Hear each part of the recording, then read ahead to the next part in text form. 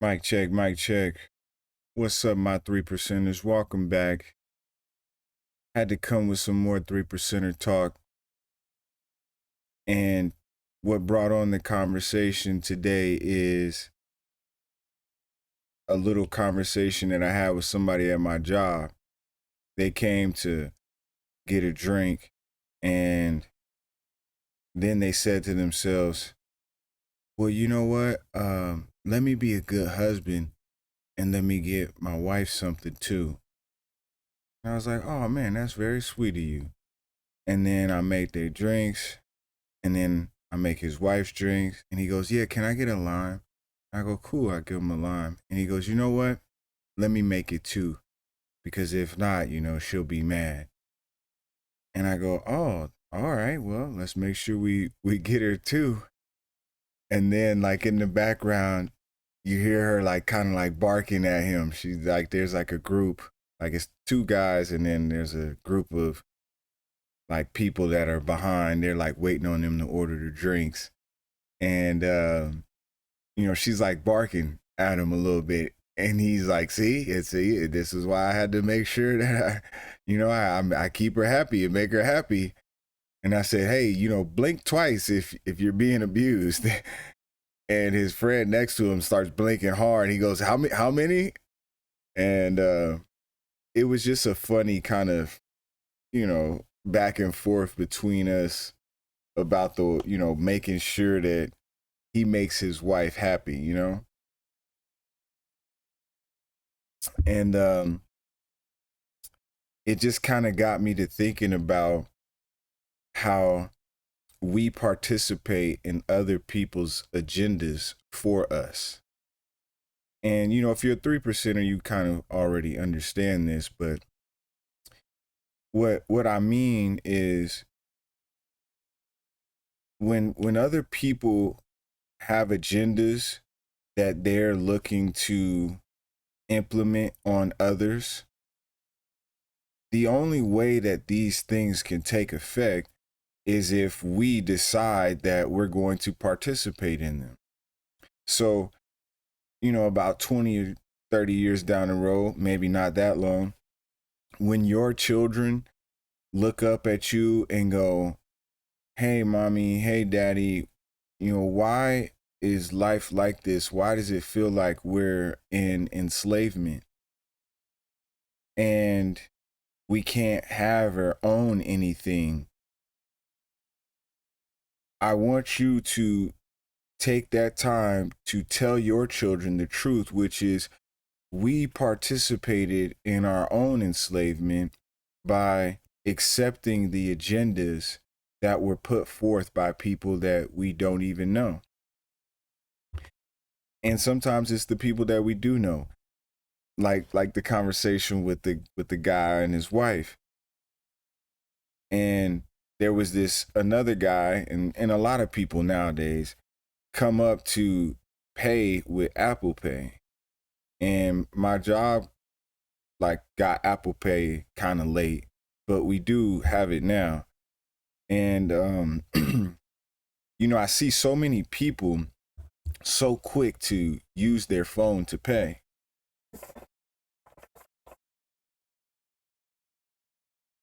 And it just got me thinking about how we participate in these agendas and we don't even really notice it. And there was some people that were in a bracket of living that I felt like we would be able to connect. And so I said to the gentleman who went to go pay, and I said, it's crazy how everybody looks to pay with their phone now, and now we have nothing physical anymore. And I mean, we do have it, but at some point we're no longer going to have physical cards or physical money because everybody's going to participate in everything being digitalized, meaning that there's nothing that you actually have or own. Even when you get a credit card, the first thing that they ask you is, you want to add it to your Apple Wallet? And it's these slow little things. Like I was telling the dude, I was like, at some point after we have participated in this, we'll no longer have physical things, and we won't be able to have anything. And his friend goes, yeah, I kind of see where you're coming from, but he's like, but what's so bad about it? And I told him, it's a slippery slope. And it starts small, as in, hey, you want to add your card or to your phone and make it a part of your Apple Wallet or your Google Pay or whatever it may be. And from there, it goes into, now you have nothing that's physical. Like, take for an example the fact that we used to go out and buy CDs, and you would have that CD and you could listen to that music as long as you want or however you want it, and you would always have that album. And now everything is streamed, everything is digitalized. So we have nothing that is a hard physical thing that we own, that we say, okay, I pay for this, and in exchange, I get this as property that's mine. Now, because we all participate in the digital era of streaming everything, we have nothing. So when I want to hear an album, I just stream it. I don't have it in my book of albums that I have that are mine. And if I don't pay for the streaming service, well, then I don't get the music. And then I said, look at your PS5. Now we're in a new era where they've decided, well, we're no longer going to do things on the old gen, and everything is going to be new gen. In new gen, we're not even going to make physical copies. We're just going to, you just buy it on the system, on the console, and then it's downloaded to the console. And yeah, sure, you have it, but you don't have a physical copy of it. And there's a slippery slope, because then it'll end up being where now you'll only have to like stream these games. And if you don't pay these streaming services, then you won't be able to play the game. But when I had a physical copy, I didn't need internet connection in order to play the game. I could just pop it in, play the game. And this is the slippery slope that we're all on, that nobody's really paying attention to because they think it's convenience.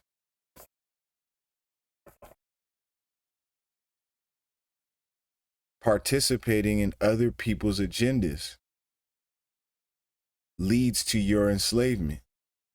Like that husband who gets bullied by his wife. We are going to be the husband that gets bullied by the wife. We as a society are going to be bullied by the businesses that create the things that we consume. And the guy who I was talking to, he was like, yeah, I should have paid cash. And I was like, it's not that big of a deal. I just want you to think about what I was saying, just to kind of keep that in mind as you move forward. And then his friend goes, but, so what? It's not like we could do anything about it. Like, what can we do about it? And I said, if we don't participate, then they can't implement it.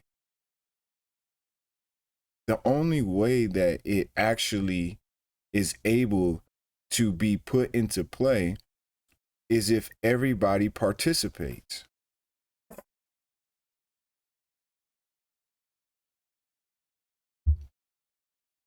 And I said to him, like if everybody decided that we weren't going to use Apple Pay, then they would have no reason for it, and they would stop even trying to push it.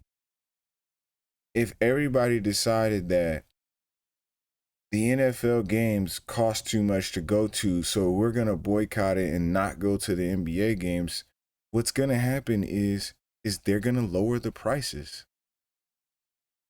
And a good example of this is some of the people that I watch on YouTube are content creators for college football. And the content creators realized later, after the game came out, after they were help promoting the game to get people to want to play the game, that they implemented this pay to play kind of thing to progress your player or your dynasty like coach on a basically a offline mode. So in order to get your player better, well, you would have to either play for a very, very long time, or you could pay and it would happen quicker. Kind of like what they do with 2K.